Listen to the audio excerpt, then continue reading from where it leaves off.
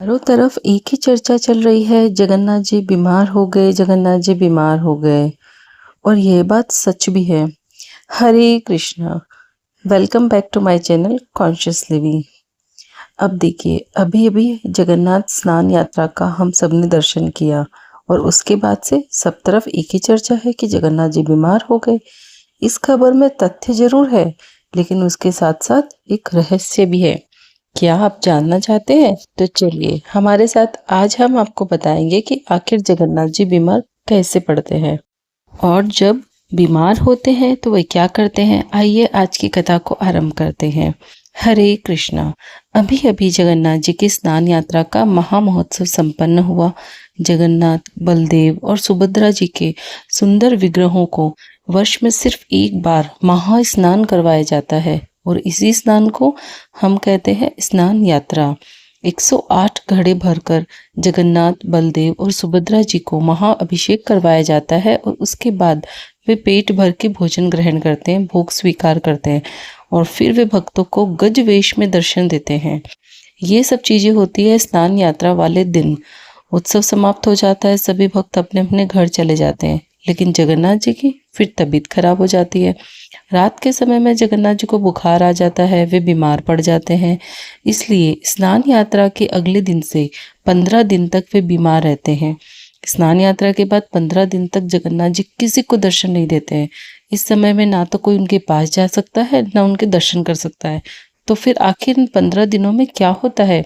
क्या जगन्नाथ जी को ऐसे ही अकेला छोड़ दिया जाता है या फिर कोई इनकी विशेष सेवा और विशेष लीला हो रही होती है? जी हाँ, उस समय में एक विशेष लीला होती है। वास्तव में बात यह है कि जब जगन्नाथ जी का प्राकट्य इस धरातल पर हुआ था हजारों वर्ष पूर्व, तो उस समय जगन्नाथ जी ने स्वयं राजा इंद्रद्युम्न को यह आदेश दिया था और राजा को आदेश देते हुए जगन्नाथ जी ने कहा था कि हे राजन, इस बात का तुम अवश्य ध्यान रखना कि कोई भी भक्त मेरी अंगराग विहीन अवस्था में दर्शन न कर पाए। इसका अर्थ यह हुआ कि जब जगन्नाथ जी के सुंदर दिव्य विग्रह के ऊपर रंग फीके पड़ जाए, तब उस अवस्था में उनके दर्शन किसी को नहीं करने चाहिए। और जगन्नाथ जी का यह आदेश यानी अनवसर काल, जिसमें 15 दिन के लिए जगन्नाथ जी, बलदेव और सुभद्रा जी के दर्शन कोई नहीं कर सकता, इसे जोड़ लीला भी कहा जाता है और अनवसर काल भी कहा जाता है। और यह जो अनवसर लीला है, उसके पीछे कुछ बाह्य कारण है और कुछ आंतरिक कारण है। क्योंकि जैसा कि आप जानते हैं कि हो सकता है आप, हम एक तीर से दो शिकार करना जानते हो, लेकिन जगन्नाथ जी एक तीर से बहुत सारे शिकार करते हैं। तो इसलिए ये इस अनवसर लीला के पीछे भी बहुत सारे कारण छिपे हुए हैं। सबसे पहला कारण तो यह है कि बाह्य रूप से हमें दिखता है कि जगन्नाथ जी का महाअभिषेक 108 घड़े भरकर जल से किया जाता है, उनका महास्नान करवाया जाता है और फिर उसके बाद वो बीमार पड़ जाते हैं।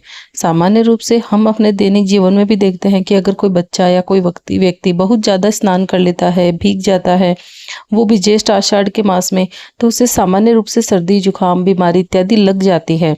उसी प्रकार जगन्नाथ जी के साथ भी ऐसा ही होता है। उनका महाअभिषेक स्नान तो होता है, लेकिन कुछ ज्यादा ही स्नान हो जाने के कारण वो बीमार पड़ जाते हैं। यह समय होता है आषाढ़ मास की प्रतिपदा से लेकर चतुर्दशी तक के 15 दिन का समय। अब बीमार अवस्था में वह अपने सिंहासन पर बैठ नहीं सकते हैं ना, इसलिए जगन्नाथ जी, बलदेव और सुभद्रा जी को मुख्य मंदिर से हटाकर कालहट द्वार के बीच में एक पोखरिया में बने हुए एक अस्थायी अहाते में रखा जाता है। उनके लिए एक अलग स्थान बनवाया जाता है। इस स्थान को अनवसर पिंडी कहते हैं। इस अनवसर पिंडी के अंदर जगन्नाथ, बलदेव और सुभद्रा जी की सेवा भी सामान्य पुजारीगण नहीं कर सकते। उनकी सेवा सिर्फ और सिर्फ देवताओं द्वारा ही की जाती है। देवता जो है वो भगवान जगन्नाथ जी के विशेष पुजारी होते हैं और इस स्थान में देवताओं के अलावा और किसी की भी प्रवेश की अनुमति नहीं होती। तो अब हमें यह पता चल गया कि जगन्नाथ जी बीमार होते हैं और उनको अलग जगह पर रखा जाता है और देवताओं द्वारा उनकी पूजा होती है, सेवा होती है। लेकिन सोचने वाली बात अब यह है कि आखिर 15 दिन तक जगन्नाथ जी करते क्या हैं? 15 दिन कम तो नहीं होते हैं, फिर वे क्या करते हैं इन दिनों? देखिए, वह भी वही करते हैं जो आप करते हैं। आराम करते हैं, दवाइयाँ लेते हैं, औषधियाँ पीते हैं, काढ़े भी पीते हैं। जी हाँ, जगन्नाथ जी समय में अपना नित्य कार्य करना तो बंद कर देते हैं, लेकिन अधिक से अधिक विश्राम करते हैं। राजवैद्य द्वारा उनका विशेष इलाज करवाया जाता है। उन्हें विशेष फलों का रस, जड़ी बूटियों से बने औषधि पिलाई जाती है। तो इसलिए अब आप थोड़ा सा प्रसन्न हो जाइए, क्योंकि कड़वी दवाइयाँ सिर्फ आपको ही नहीं, जगन्नाथ जी को भी पीनी पड़ती है। और आपको जानकर आश्चर्य होगा कि जगन्नाथ जी को इन दिनों में जो भोग लगाया जाता है वह भी बहुत सामान्य भोग होता है। जैसे कोई बीमार व्यक्ति को हम क्या देते हैं, पतली सी खिचड़ी, कुछ सूप या फिर फलों का रस। जगन्नाथ जी के लिए भी ऐसा ही हल्का फुल्का और बहुत पतला सा भोग बनाया जाता है।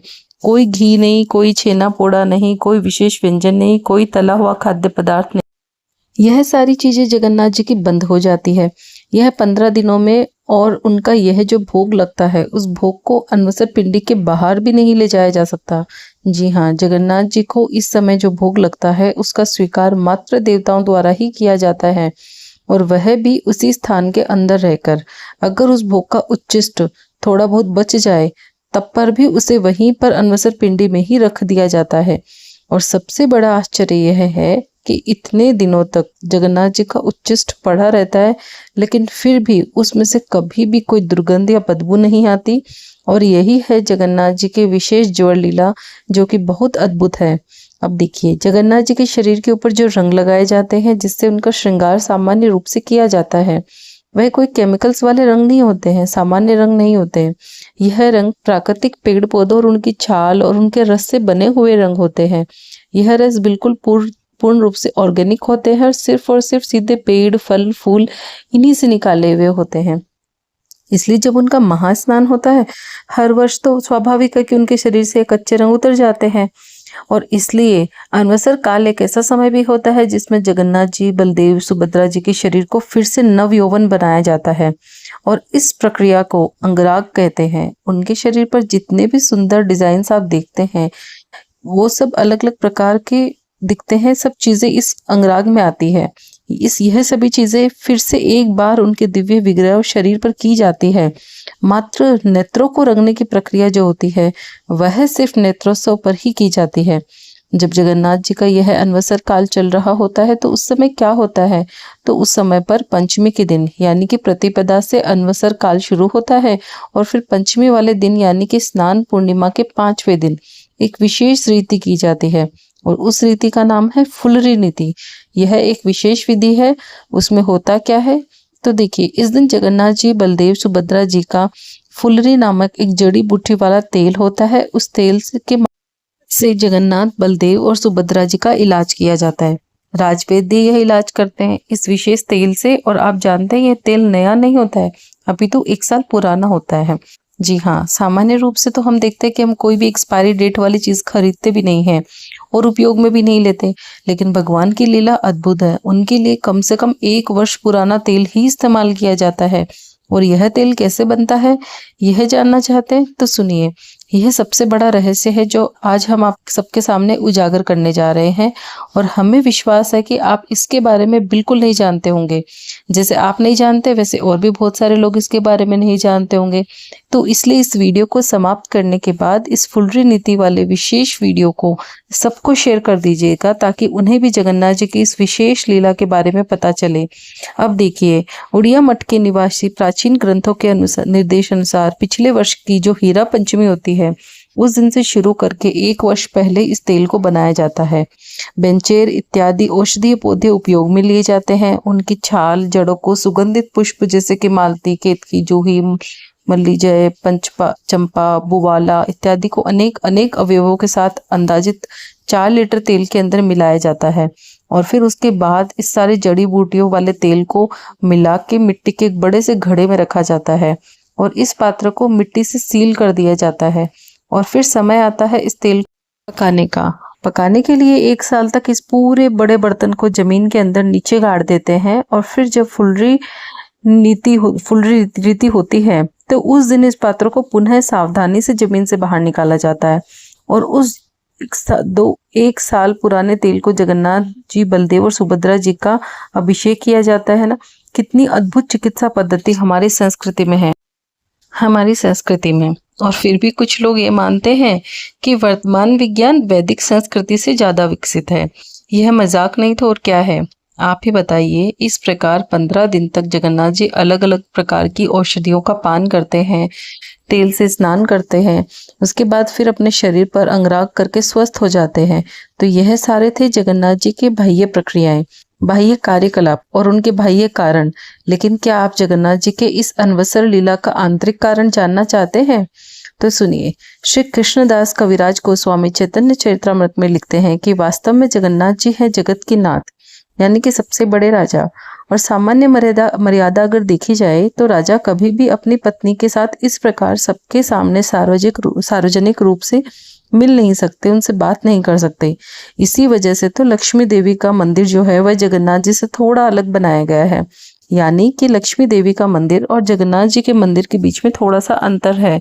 तो बस एक आदर्श पति के उदाहरण को प्रस्तुत करते हुए जगन्नाथ जी यह 15 दिन लक्ष्मी देवी के साथ व्यतीत करते हैं। उस समय में ना तो कोई भक्त उनके दर्शन करने आता है, ना ही कोई उन्हें डिस्टर्ब करता है, ना उनके कोई राजसी कार्य होते हैं और ना ही कोई पारिवारिक दूसरे कार्य। यह समय सिर्फ और सिर्फ एक्सक्लूसिवली लक्ष्मी देवी के लिए डेडिकेटेड किया जाता है। अब देखिए, हमारे भगवान जो भी लीलाएं करते हैं उन सब के पीछे मनुष्यों के लिए भी कुछ शिक्षाएं होती है। संपूर्ण वर्ष में प्रत्येक व्यक्ति अपने दैनिक जीवन में बहुत दौड़ भाग करते हैं, तो ऐसी दौड़ भाग वाली जिंदगी में साल में कम से कम कुछ दिन ऐसे रखने चाहिए जिसमें आप थोड़ा ब्रेक लें। और यह हमारे मानसिक स्वास्थ्य के लिए भी अच्छा बताया गया है। हमारी मेंटल हेल्थ के लिए भी कुछ न कुछ दिनों का ब्रेक लेना चाहिए। जहाँ पर प्रकृति है ऐसे स्थानों पर जा सकते हैं, जहाँ पर भगवान की लीलाएं हुई है उस स्थान पर जा सकते हैं। जब कोई भी व्यक्ति अपने दैनिक जीवन से कुछ दिनों का विश्राम लेता है, अपने जीवन को पॉज और रेस्ट मोड में थोड़े दिनों के लिए डालता है, तो वह फिर से नवीन ऊर्जा से संचालित होकर दोबारा अपने काम में लग सकता है। और यही चीजें हमें जगन्नाथ जी भी सिखा रहे हैं, क्योंकि वह साल में 15 दिन का रेस्ट मोड लेते हैं। और ऐसा ही कुछ होता है चातुर्मास के समय में भी, जब भगवान विष्णु शयन करते हैं। तो है ना हमारी वैदिक संस्कृति कितनी प्रैक्टिकल और हमारी खुद की लाइफ के साथ कनेक्टेड। अब देखिए, 15 दिन बाद जगन्नाथ, बलदेव और सुभद्रा जी स्वस्थ हो जाते हैं। तो आषाढ़ मास की प्रतिपदा के दिन से उनका नेत्र उत्सव किया जाता है। इसे चक्षु उन्मोचन की रीति भी कहते हैं। इसमें क्या होता है, तो इस प्रक्रिया में तीनों विग्रहों के नेत्रों को अंततः स्पर्श किया जाता है। हमने आगे जैसे बताया आपको कि अनवसर काल में उनके पूरे शरीर में रंगराग किया जाता है, सिर्फ उनके नेत्रों को छोड़कर। तो यह नेत्रों का अंगराग जो है वो नेत्र उत्सव के दिन किया जाता है। उसके लिए क्या करते हैं, तो जिस दिन नेत्रों का स्पर्श किया जाता है, उन्हें रंगा जाता है और फिर से पूजा अर्चना के लिए जीवंत हो जाती है। उस दिन प्रातः काल के समय में सबसे पहले भगवान के दाहिने नेत्र को शहद और तुलसी की टहनी द्वारा रंगा जाता है। उसके बाद तुलसी की टहनी को शुद्ध घी में डुबोया जाता है और फिर से दाहिने नेत्र को स्पर्श किया जाता है और फिर दोनों नेत्रों की निचली पलकों पर काजल लगाया जाता है। इस विधि के शुरू होने से लेकर पूरा होने तक देवताओं और सेवक गणों द्वारा विशेष स्तोत्र गान गाए जाते हैं और फिर अंत में जगन्नाथ, बलदेव और सुभद्रा जी अपने मूल स्वास्थ्य में वापस आ जाते हैं। फिर उन्हें अनवसर के बाद सबसे पहला अन्न राजभोग अर्पित किया जाता है और भगवान का ये भोग विशेष होता है, जिसमें बहुत सारे व्यंजन, बहुत सारे पकवान भगवान को भोग लगाए जाते हैं। और फिर 15 दिन के बाद एक बार फिर जगन्नाथ, बलदेव और सुभद्रा जी अपने भक्तों को दर्शन देने के लिए रत्न सिंहासन पर विराजित हो जाते हैं। इस प्रकार 15 दिन का अनवसर काल समाप्त होता है और अनवसर काल समाप्त होने के बाद जब फिर से जगन्नाथ जी सिंहासन पर बैठ जाते हैं, तो उसके बाद अगले दिन उनके विशेष रथ यात्रा का उत्सव होता है। इतने दिन तक घर में बंद रहे हैं, तो फिर उन्हें बाहर घूमने का मन भी करता है, अपने भक्तों को देखने का मन करता है। तो 15 दिन में कौन सा भक्त उनके पास आया होगा, बिना दर्शन करके वापस गया होगा। तो यह सोचकर जगन्नाथ जी सभी को दर्शन देने के लिए खुद बाहर आते हैं, जिसे हम रथ यात्रा कहते हैं। लेकिन रथ यात्रा की विशेष कथा और उसके रोचक रहस्य हम उस समय में आपको बताएंगे जब रथ यात्रा आने वाली होगी। लेकिन तब तक के लिए इस अनवसर काल में हम जगन्नाथ जी की अलग अलग कथाएं आपके लिए लेकर आते रहेंगे। आज की ये कथा आपको कैसी लगी? क्या आपने कभी पहले फुलरी नीति के बारे में देखा या सुना है? तो अगर आपको ये प्रसंग प्रत्यक्ष अनुभव किया है तो हमें नीचे कमेंट बॉक्स में लिखकर जरूर बताइएगा। और अगर आपको यह वीडियो अच्छा लगा हो तो इसे लाइक, शेयर एंड सब्सक्राइब कर दीजिए। आप सभी के लिए जगन्नाथ जी की ऐसी सुंदर कथाएं हम जल्द ही लेकर आएंगे। हरे कृष्णा। हरे कृष्णा, हरे कृष्णा, कृष्ण कृष्ण हरे हरे।